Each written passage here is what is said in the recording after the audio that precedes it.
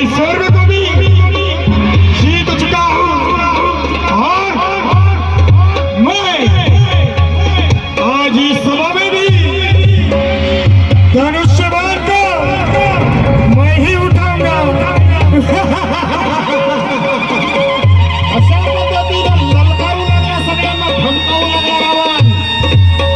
आणि मग जनक महाराजांनी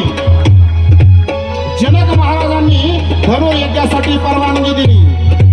जो कोणी सामर्थ्यवान असेल, ज्याच्या कोणामध्ये शक्ती असेल, त्याने समोर यावं आणि असणारं हे शिव धनुष्य त्याला प्रत्यंचा लावावी. जो कोणी प्रत्यंचा लावील त्यालाच माझी असणारी कन्या सीता वरमाला प्रदान करील. अशी ज्यावेळेस परवानगी जनक महाराजांनी दिली, तर त्या ठिकाणी आलेले जे राजा आहेत त्यातला एक राजा उठलेला आहे. एक राजा समोर येतो, जोर बैठका मारू लागला. बैठका मारतोय, शक्तीचं प्रदर्शन करतोय. धनुष्य उचलण्यासाठी तो त्या ठिकाणी तयार झालेला आहे. दोन्ही हात धनुष्याला लावलेले आहेत. सर्व शक्ती एकवटून धनुष्याला उचलण्याचा प्रयत्न करतोय, पण धनुष्य मात्र उचलल्या जात नाही. सर्व शक्ती पणाला लावली, धनुष्य मात्र उचलले जात नाही. शेवटी नाविलाज झाला आणि असणारा तो राजा आपल्या स्वस्थानावरती जाऊन बसला. नाही उचलला शिव धनुष्य.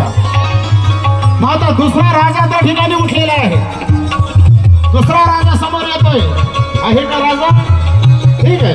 असे अनेक राजे त्या ठिकाणी आलेले आहेत. उचलण्याचा प्रयत्न करू लागले, पण धनुष्य मात्र तीळ मात्र सुद्धा त्यांना हल्ला नाही. आणि आता असणारा लंकेचा राजा रावण तो भरायला आणि त्या राजांकडे पाहून शिव धनुष्य उचलणं कोणाचं काम आहे का?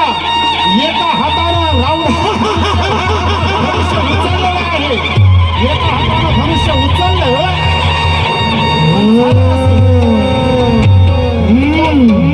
त्या धनुष्याला प्रत्यंचा लावत असताना, दोरी लावत असताना रावणाने ते धनुष्य आपल्या छातीवर